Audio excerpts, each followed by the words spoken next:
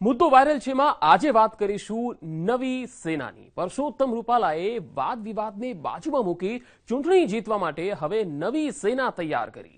રામ રાવણના યુદ્ધનું ઉદાહરણ આપી રાજકોટની જ સેનાની મદદથી જીતનો વિશ્વાસ વ્યક્ત કર્યો। રૂપાલાજીની આ નવી સેના એટલે કે મતદારો કોણ છે જોઈએ।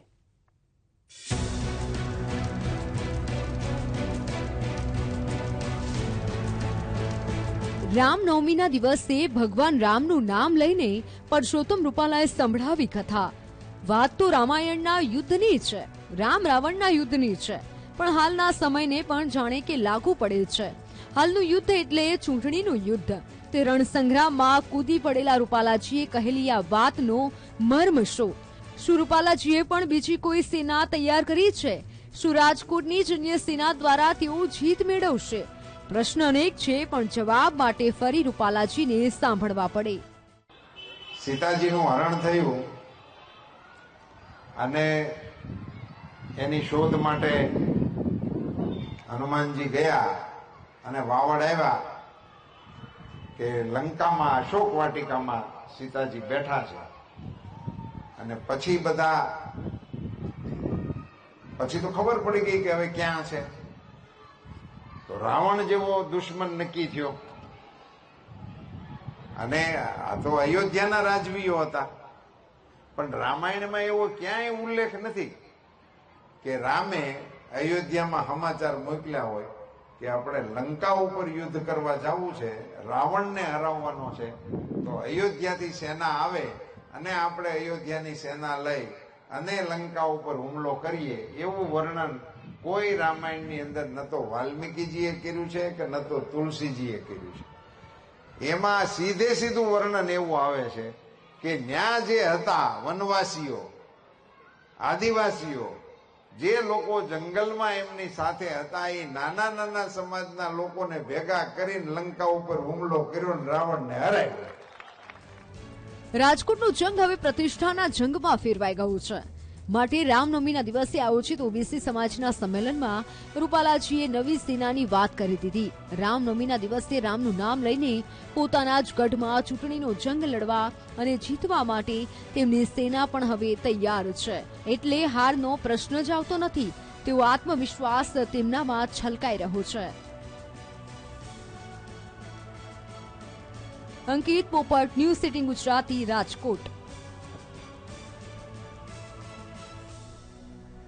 પાટણ લોકસભા બેઠકના ઉમેદવાર ચંદનજી ઠાકોરે જાહેર સભામાં કેમ કહેવું પડ્યું કે મારી લાજ રાખજો? કેમ ચંદનજી ઠાકોર જાહેર સભામાં થયા ભાવુક? ચૂંટણી જીતવા માટે કિરીટ પટેલે શું આપ્યું જીતનો મંત્ર? આવો જોઈએ।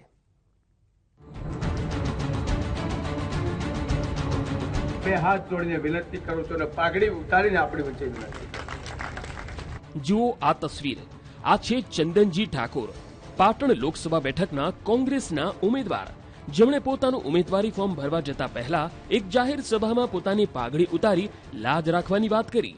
18 આલમ બેઠું છે, બે હાથ જોડીને વિનંતી કરું છું અને પાઘડી ઉતારીને આપણી વચ્ચે વિનંતી કે ઉંદરામાં મેં મારા ખેતરપાલ દાદાએ પાઘડી ઉતારી હતી, આજે આપની વચ્ચે સમાજ વચ્ચે પાઘડી મૂકું છું કે મારી પાઘડીની લાજ રાખજો। હું તમારું ક્યાંય ખોટું નહીં થવા દઉં, તમારું ક્યાંય અન્યાય નહીં થવા દઉં। જાહેર ચોકમાં મંડપ બોધીને જેટલા હશે એટલા બધાને ભેગા બેહાડવાનું કામ કરીશ। આ ચંદનજી ઠાકોર કામ કરે। સદારામ બાપાના ભગત એવા ચંદનજી ચૂંટણીમાં વિજય અપાવીને લાજ રાખવાની વાત કરી તો કરી, પણ સાથે સાથે જીત મળશે તો સાંસદ તરીકેનો પગાર પણ બાળકોના શિક્ષણ પાછળ ખર્ચ કરવાની જાહેરાત કરી। આપણી સૌની વચ્ચે મંચસ્વ સૌ આગેવાનો બેઠા છે। મારી પણ એક જાહેરાત છે, આપના આશીર્વાદથી હું સંસદ તો બની જવાનો છું, એમાં કોઈ શંકાને સ્થાન નથી, પણ મારો જે પગાર આવશે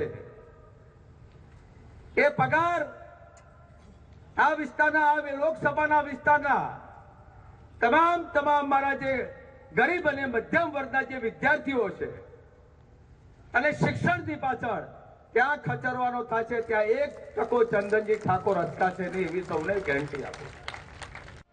આટલું જ નહીં, પણ જીતશે તો ચંદનજીને શોધવાની જરૂર નહીં પડે।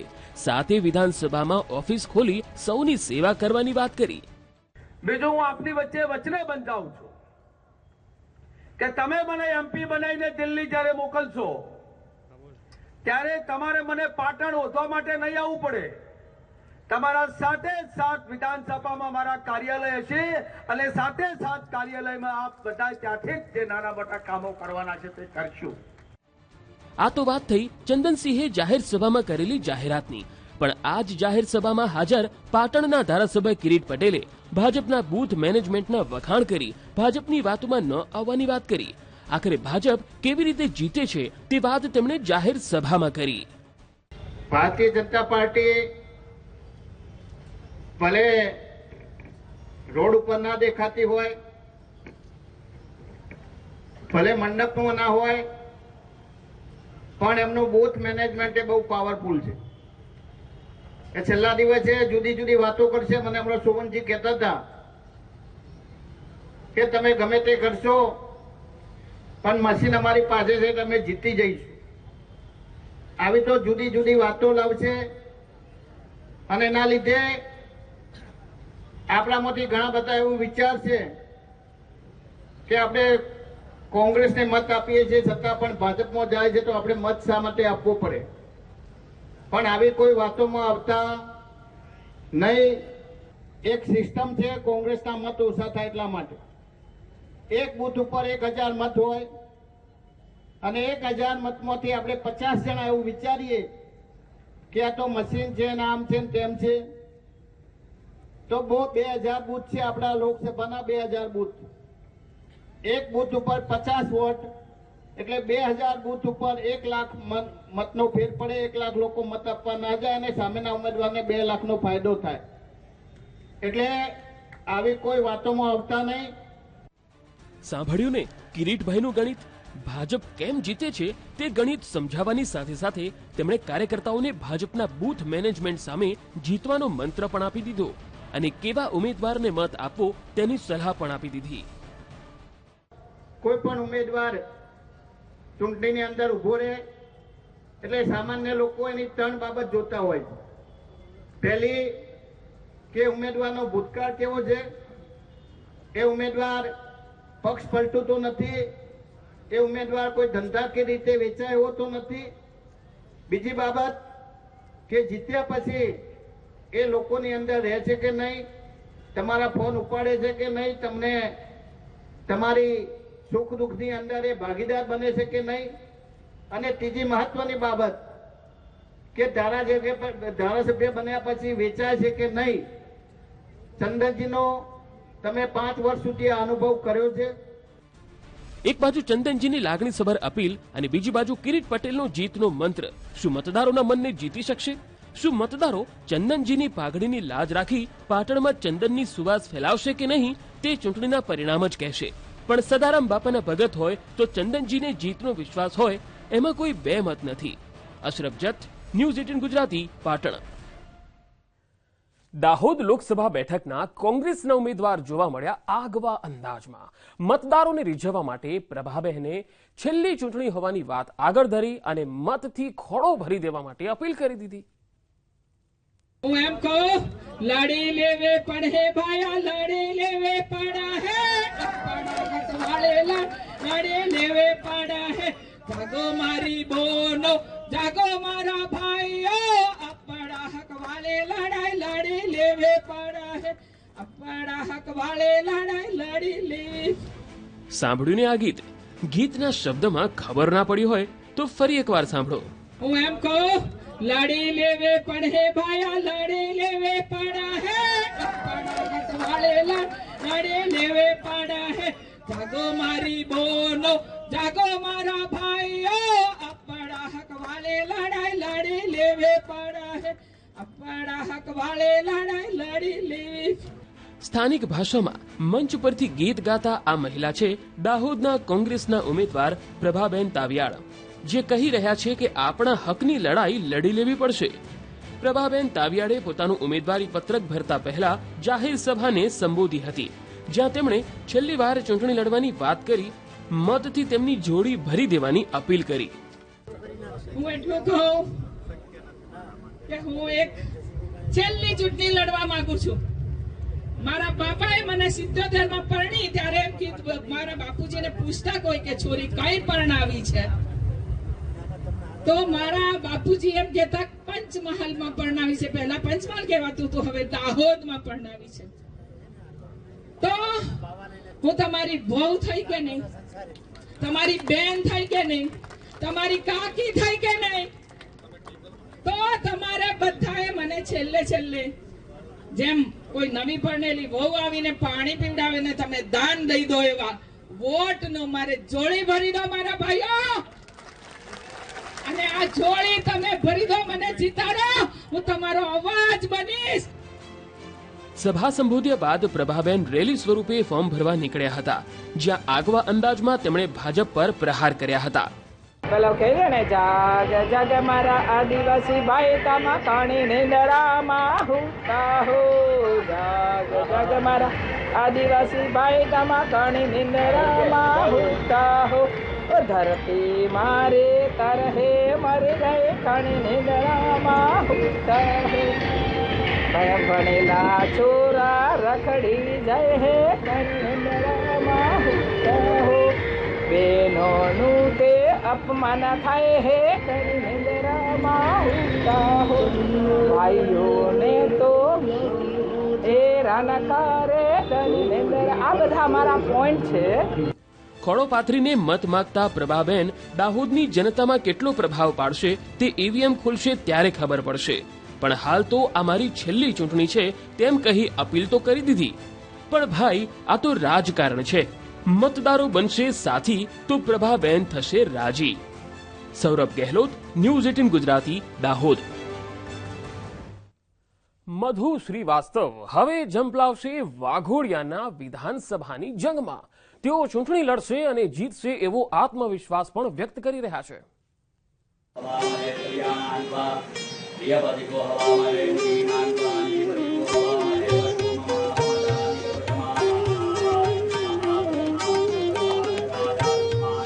માથે ટોપી, સરસ મજાની કોટી, ગળામાં ગુલાબનો હાર અને મંત્રોચ્ચાર સાથે ચાલતી માતાજીની પૂજા.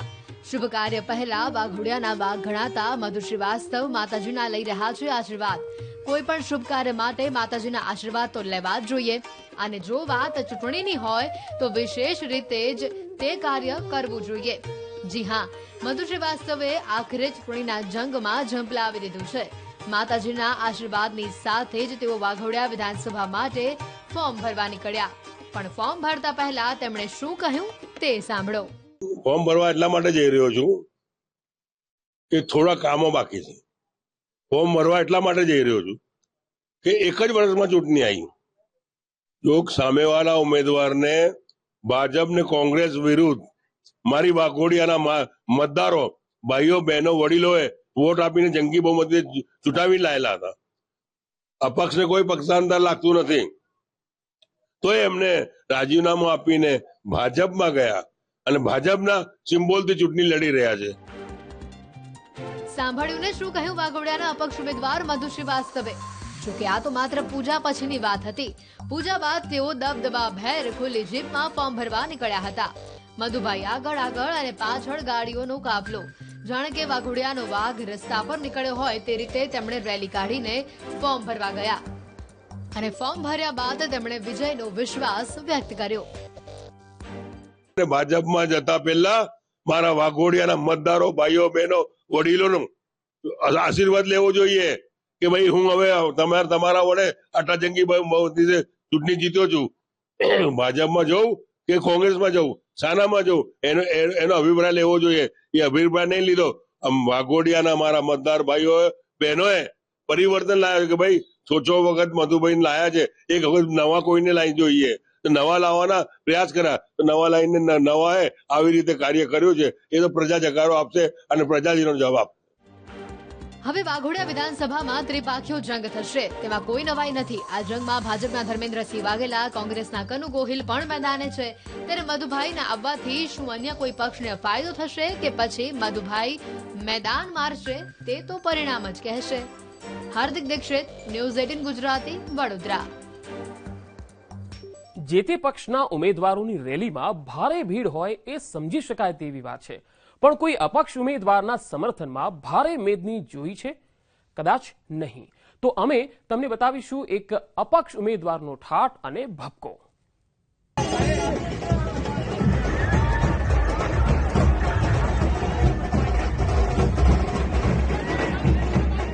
ઢોલ નગારાનો નાદ, ચોમેર ફૂલોનો વરસાદ, વરસી રહી છે પાંખડીઓ અને વરસી રહ્યા છે મતદાર. આ તસવીર ઘણું બધું કહી રહી છે. આમ તો ઉમેદવાર કે નેતા રેલી કાઢે ત્યારે સામે પક્ષે તેનું સ્વાગત કરવામાં આવતું હોય છે, પણ આ નેતાનું સ્વાગત પણ સમર્થકો કેવી રીતે કરે છે એ જુઓ. નેતાની ગાડીનો કાફલો આવી રહ્યો છે અને સામસામે જેસીબી ગોઠવીને તેના પર ચઢી ફૂલોનો વરસાદ કરવામાં આવી રહ્યો છે. એજી તારા આંગળિયા પૂછી કોઈ આવે તો આવકારો મીઠો આપજે. આ કવિતાની પંક્તિ જેવા દ્રશ્યો અહીં જોવા મળે છે. આ નેતા અન્ય કોઈ નહીં પણ સાબરકાંઠા બેઠકના અપક્ષ ઉમેદવાર ભૂપેન્દ્રસિંહ ઝાલા છે, જેઓ મૂળ કાર્યકર્તા તો ભાજપના છે, પણ શોભનાબેન બારૈયાના નામની જાહેરાતથી નારાજ થઈને અપક્ષ તરીકે ચૂંટણીમાં ઝંપલાવ્યું છે અને અરવલ્લીથી વાજતે ગાજતે તેઓ સાબરકાંઠા આવી તેમનું ઉમેદવારી ફોર્મ ભર્યું. તેમની આ રેલીમાં ભાજપના કેટલા કાર્યકર્તાઓ આવ્યા તેના વિશે શું કહ્યું તે સાંભળો. આપણે રેલીનું આયોજન કરેલ છે. 1400 થી વધારે ગાડીઓ રેલીમાં જોડાયેલી હતી. હવે રહી વાત ભારતીય જનતા પાર્ટીના કાર્યકર્તા, તો દરેક વ્યક્તિઓ જોડે મારા વ્યક્તિગત સંબંધો હોવાના કારણે દરેક વ્યક્તિ એ મને સાથ સહકાર અને સમર્થન આપવા માટે આવેલ હોય, એટલે એ બધી જ વસ્તુ હું ડીપમાં નથી જાણતો કે કેટલા લોકો અહીંયા આગળ ભારતીય જનતા પાર્ટીના ઉપસ્થિત હતા, પણ 100% બધા જ લોકોના જે વ્યક્તિગત સંબંધો છે એ દરેક લોકો અહીંયા ઉપસ્થિત હતા. 1400 ગાડીઓનો કાફલો અને સમર્થકોની ફોજ ભૂપેન્દ્રસિંહ સાથે જોવા મળી છે, ત્યારે હવે સાબરકાંઠાનો જંગ રસપ્રદ તબક્કામાં પહોંચી ગયો છે. રસપ્રદ એટલા માટે કે ભૂપેન્દ્રસિંહ ઝાલા પોતે ભાજપના જ કાર્યકર છે, જે ભાજપના ઉમેદવાર શોભનાબેનના નામની જાહેરાત સાથે જ ચૂંટણીના મેદાનમાં આવી ગયા છે. ત્યારે ભૂપેન્દ્રસિંહના કારણે કયા પક્ષને ફાયદો થશે અથવા શું ભૂપેન્દ્રસિંહ પોતે મેદાન મારી જશે તે પરિણામ બાદ જ ખબર પડશે. ઈશાન પરમાર, ન્યૂઝ 18 ગુજરાતી, સાબરકાંઠા. વાત હવે છોટાઉદેપુરની. છોટાઉદેપુરના કોંગ્રેસના ઉમેદવાર સુખરામ રાઠવાએ પણ આગવા અંદાજમાં ફોર્મ ભર્યું, જેમને સાથ આપવા પહોંચેલા જગદીશ ઠાકોરે અહીં જીતનો વિશ્વાસ વ્યક્ત કર્યો. આ ઢોલ તો જુઓ. ઢોલ જોઈને જ એમ થાય કે આટલો મોટો ઢોલ કોઈ લગ્ન પ્રસંગ નથી તો કેમ વગાડે છે. હવે શરણાઈના આ સુરો સાંભળો. આ ઢોલ અને શરણાઈના સુર સાંભળીને સમજી ગયા હશો કે વાજિંત્રો આદિવાસી સમાજના છે, જેઓ દરેક પ્રસંગમાં તેનો ઉપયોગ કરતા હોય છે. ઢોલ શરણાઈના સુર હોય તો લોકો નૃત્ય કર્યા વગર થોડી રહે. હવે નૃત્ય કરતા લોકોને જુઓ. ગળામાં હાર એ ખેસ પહેરેલી વ્યક્તિ છે સુખરામ રાઠવા, જેઓ વાજતે ગાજતે તેમનું ફોર્મ ભરવા ગયા હતા. ગીત સંગીત અને નૃત્યની જમાવટ બાદ તેમણે સભા પણ કરી, જ્યાં ઉમળકાભેર તેમનું સ્વાગત કરી તેમનો ઉત્સાહ વધારવામાં આવ્યો. કોંગ્રેસના નેતા જગદીશ ઠાકોર સહિતના કાર્યકરોએ મતદારોનો પણ ઉત્સાહ વધાર્યો. જગદીશ ઠાકોરે ભૂતકાળને સુધારી વર્તમાનની જીતનો વિશ્વાસ વ્યક્ત કર્યો. અમે ગઠબંધન સાથે લડી રહ્યા છીએ. ટ્રાઇબલ વિસ્તારમાં જે મતોની વહેંચણી થઈ એ મતો આ વખતે હકબંધ જળવાઈ રહ્યા છે. એટલે દાહોદ હોય, ગોધરા હોય, છોટાઉદેપુર હોય, અમારી વલસાડ હોય, ભરૂચ હોય, આ બધી સીટોમાં કોંગ્રેસનું વિભાજન, કોંગ્રેસના મતોનું વિભાજન નહીં થવાના કારણે ભાજપને રાતની ઊંઘ હરામ થઈ ગઈ છે. અને એટલા માટે કે ટ્રાઇબલ અને જે કોંગ્રેસના મતદારો છે આ વખતે વન સાઇડ કચાઈને કોંગ્રેસને મતદાન કરશે. જગદીશ ઠાકોરે ભૂતકાળમાં કેમ હાર થઈ તેનું કારણ પણ આગળ ધર્યું. 24 સીટો કોંગ્રેસ પાર્ટી લડી રહી છે, 2 સીટ ઉપર આમ આદમી પાર્ટીનું ગઠબંધન લડી રહ્યું છે. આપે ગઈ વખતની ચૂંટણી વિધાનસભાની જોઈ. ભારતીય જનતા પાર્ટીની સામે 60-65% મતદારો ભારતીય જનતા પાર્ટીની સામે છે. એ મતોનું વિભાજન થયું અને એના કારણે કલ્પના ન કરી શકાય એવી અમારી હાર થઈ. ભૂતકાળની હારમાંથી પ્રેરણા લઈને આ વખતે આયોજનબદ્ધ રીતે ચૂંટણીના મેદાનમાં ઉતર્યા હોવાની વાત તો સાચી છે, પણ ચૂંટણીના પરિણામો જ્યારે આવે છે ત્યારે બધા જ આયોજન નિષ્ફળ જતા હોય છે તેનો ખ્યાલ આવે છે. મુદ્દો વાયરલ છે માં આજે વાત કરીશું નવી સેનાની. પરસોત્તમ રૂપાલાએ વાદ વિવાદને બાજુમાં મૂકી ચૂંટણી જીતવા માટે હવે નવી સેના તૈયાર કરી. રામ રાવણના યુદ્ધનું ઉદાહરણ આપી રાજકોટની જ સેનાની મદદથી જીતનો વિશ્વાસ વ્યક્ત કર્યો. રૂપાલાજીની આ નવી સેના એટલે કે મતદારો કોણ છે જોઈએ.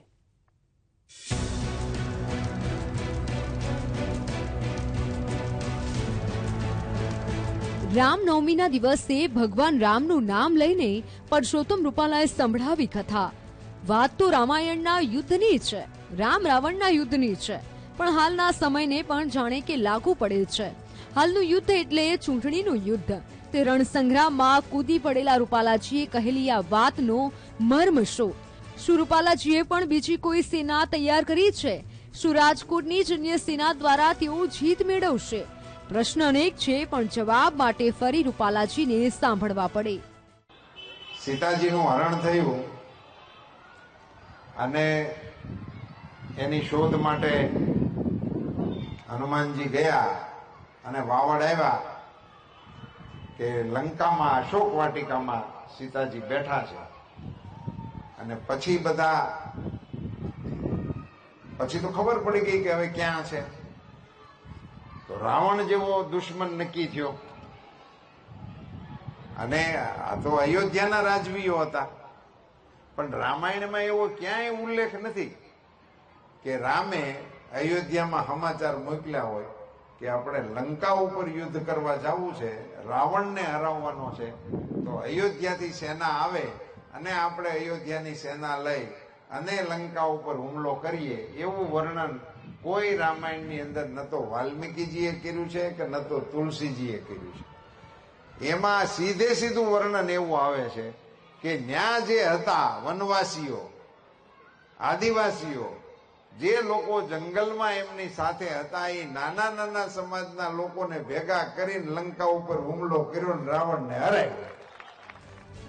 રાજકોટનું જંગ હવે પ્રતિષ્ઠાના જંગમાં ફેરવાઈ ગયું છે. માટે રામનવમીના દિવસે આયોજિત ઓબીસી સમાજના સંમેલનમાં રૂપાલાજીએ નવી સેનાની વાત કરી દીધી. રામનવમીના દિવસે રામનું નામ લઈને પોતાના જ ગઢમાં ચૂંટણીનો જંગ લડવા અને જીતવા માટે તેમની સેના પણ હવે તૈયાર છે.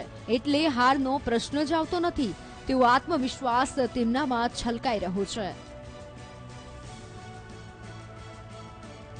અંકિત પોપટ, ન્યૂઝ 18 ગુજરાતી, રાજકોટ. પાટણ લોકસભા બેઠકના ઉમેદવાર ચંદનજી ઠાકોરે જાહેર સભામાં કેમ કહેવું પડ્યું કે મારી લાજ રાખજો? કેમ ચંદનજી ઠાકોર જાહેર સભામાં થયા ભાવુક? ચૂંટણી જીતવા માટે કિરીટ પટેલે શું આપ્યું જીતનો મંત્ર? આવો જોઈએ.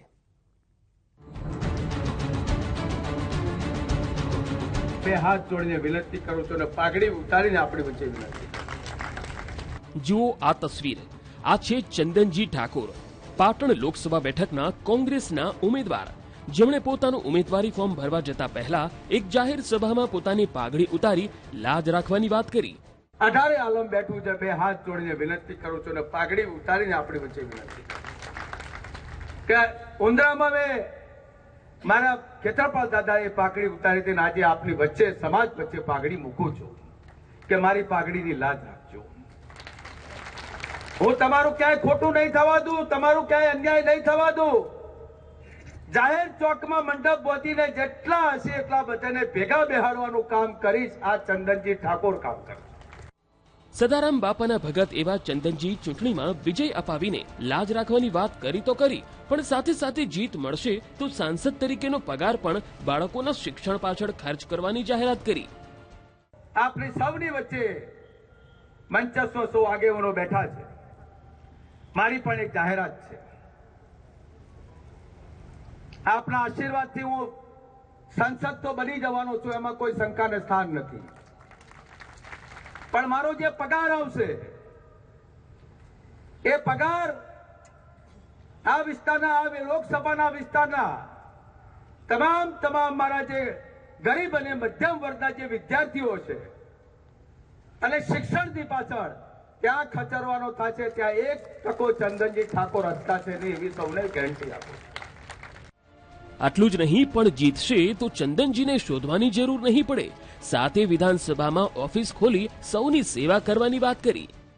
બીજું હું આપની વચ્ચે વચને બંધાવું છું કે તમે મને એમપી બનાવીને દિલ્હી જ્યારે મોકલશો ત્યારે તમારે મને પાટણ ઓળખવા માટે નહીં આવવું પડે. તમારા સાથે સાથ વિધાનસભામાં મારા કાર્યાલય હશે અને સાથે સાથ કાર્યાલયમાં આપ બધા ત્યાંથી જ જે નાના મોટા કામો કરવાના છે તે કરશું.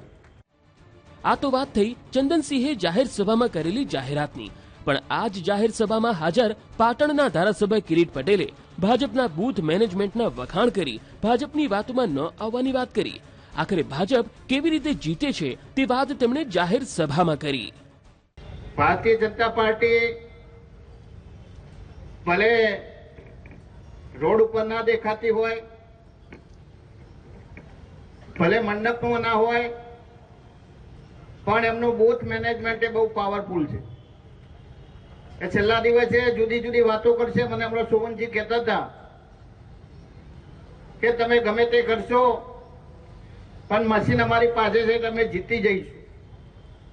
આવી તો જુદી જુદી વાતો લાવશે અને એના લીધે આપણામાંથી ઘણા બધા એવું વિચાર છે કે આપણે કોંગ્રેસને મત આપીએ છીએ છતાં પણ ભાજપમાં જાય છે તો આપણે મત શા માટે આપવો પડે.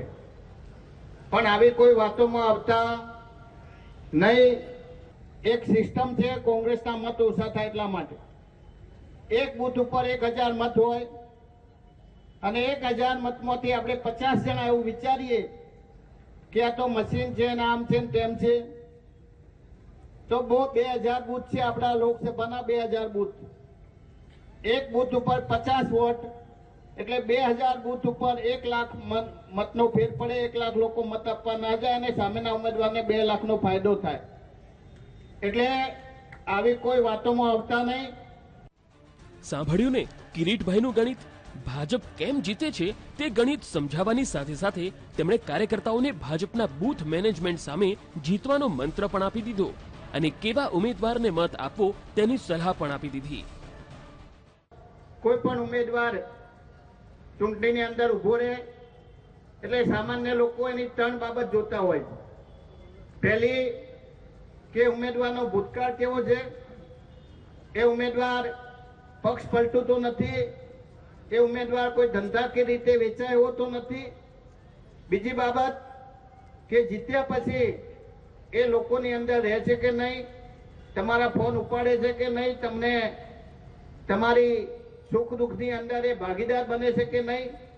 અને ત્રીજી મહત્વની બાબત કે ધારાસભ્ય બન્યા પછી વેચાય છે કે નહીં. ચંદનજીનો તમે 5 વર્ષ સુધી આ અનુભવ કર્યો છે. એક બાજુ ચંદનજીની લાગણીસભર અપીલ અને બીજી બાજુ કિરીટ પટેલનો જીતનો મંત્ર. શું મતદારોના મનને જીતી શકશે? શું મતદારો ચંદનજીની પાઘડીની લાજ રાખી પાટણમાં ચંદનની સુવાસ ફેલાવશે કે નહીં તે ચૂંટણીના પરિણામ જ કહેશે. પણ સદારામ બાપાના ભગત હોય તો ચંદનજીને જીતનો વિશ્વાસ હોય એમાં કોઈ બે મત નથી. અશરફ જત, ન્યૂઝ 18 ગુજરાતી, પાટણ. દાહોદ લોકસભા બેઠકના કોંગ્રેસના ઉમેદવાર જોવા મળ્યા આગવા અંદાજમાં. મતદારોને રીઝવવા માટે પ્રભાબહેને છેલ્લી ચૂંટણી હોવાની વાત આગળ ધરી અને મતથી ખોળો ભરી દેવા માટે અપીલ કરી દીધી. હું એમ કહું, લડી લેવે પડે ભાયા, લડી લેવે પડા હે, લડી લેવે પડા હે. જાગો મારી બોનો, જાગો મારા ભાઈઓ, આપણા હક વાલે લડાઈ લડી લેવે પડા હે, આપણા હક વાલે લડાઈ લડી લેવી. સાંભળ્યું ને આ ગીત? ગીતના શબ્દમાં ખબર ના પડી હોય તો ફરી એકવાર સાંભળો. હું એમ કહું, લડી લેવે પડે ભાયા, લડી લેવે પડા હે, આપણા હક વાલે લડી લેવે પડા હે. જાગો મારી બોનો, જાગો મારા ભાઈઓ, આપણા હક વાલે લડાઈ લડી લેવે પડા હે, આપણા હક વાલે લડાઈ લડી લેવી. સ્થાનિક ભાષામાં મંચ પરથી ગીત ગાતા આ મહિલા છે દાહોદના કોંગ્રેસના ઉમેદવાર પ્રભાબેન તાવિયાડ, જે કહી રહ્યા છે કે આપણા હકની લડાઈ લડી લેવી પડશે. પ્રભાબેન તાવિયાડે પોતાનું ઉમેદવારી પત્રક ભરતા પહેલા જાહેર સભાને સંબોધી હતી, જ્યાં તેમણે છેલ્લી વાર ચૂંટણી લડવાની વાત કરી મતથી તેમની જોડી ભરી દેવાની અપીલ કરી.